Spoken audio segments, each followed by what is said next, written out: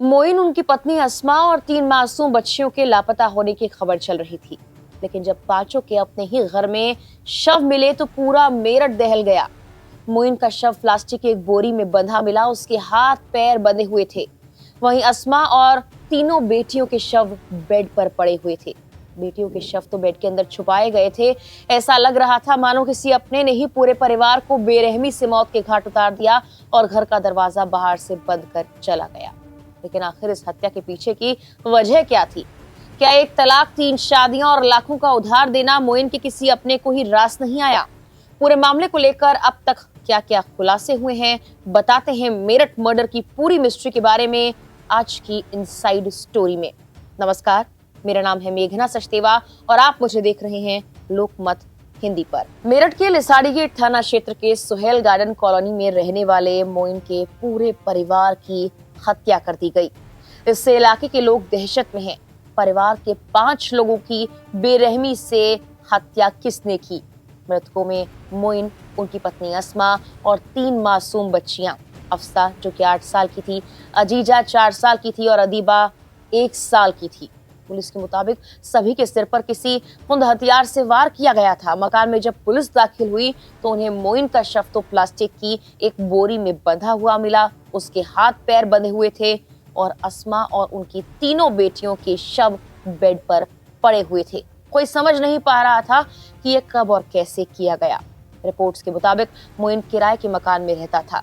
घर की दीवारों पर प्लास्टर नहीं था। मकान 70 वर्ग गज में बना हुआ था। दरवाजे को तोड़ने के बाद सबसे पहले मोइन का भाई अंदर दाखिल हुआ था।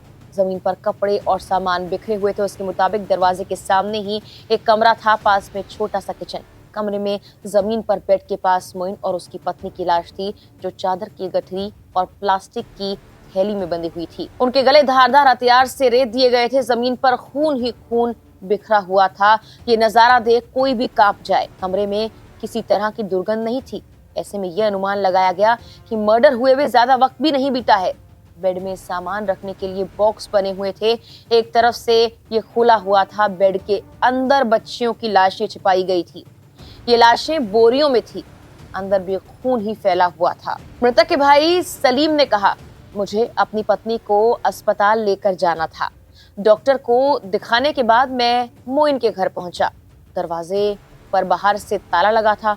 मैंने काफी चिल्लाया लेकिन किसी ने दरवाजा नहीं खोला। अंदर से कोई जवाब नहीं आया। मैं घबरा गया। इसके बाद दरवाजा तोड़कर अंदर पहुंचे सब लोग तो सारा सामान बिखरा हुआ था। समझ नहीं आया कि हुआ क्या है। भाई और भाभी की लाशें जमीन पर पड़ी थी। पास जाकर देखा तो वो मर चुके थे। मोइन की भतीजी तरुणी ने मीडिया को बताया कि हम लोग चाचा मोइन को ढूंढ रहे थे। हमें लगा कहीं चले गए होंगे। उनके झगड़े भी होते रहते हैं। कल रात 9 बजे हमारी बहन की चाचा से फोन पर बात हुई। सब कुछ नॉर्मल था, एकदम नॉर्मल बात हुई। नहीं पता फिर हुआ क्या। हमारा घर तो थोड़ी ही दूरी पर है। यहाँ घर के बाहर ताला बंद था। मेरठ में हुए इस सामूहिक मर्डर मामले की अब पुलिस जांच कर रही है। इसमें कई खुलासे भी हुए हैं। परिवार के 5 सदस्यों की नृशंस हत्याओं को किसने अंजाम दिया, इसके लिए मृतक परिवार के परिचितों और रिश्तेदारों से पुलिस गहनता से पूछताछ कर रही है। जांच में कुछ बड़ी बातें सामने आई हैं। मृतक मोइन ने 3 शादियां की थी। पहली पत्नी की बीमारी के चलते मौत हो गई थी। वहीं दूसरी पत्नी से आए दिन उसका झगड़ा रहता था। विवाद ज्यादा बढ़ा तो दोनों के बीच तलाक भी हो गया।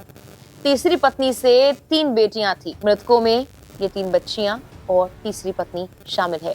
मृतक मोइन वैसे स्वभाव से आसपास के लोगों के मुताबिक सीधा बताया जाता है। उसका किसी से ज्यादा कोई विवाद नहीं था। पड़ोसियों ने कहा कि 1.5 महीने पहले ही वो सुहेल गार्डन कॉलोनी में रहने के लिए आया था और साथ में उसका परिवार भी था।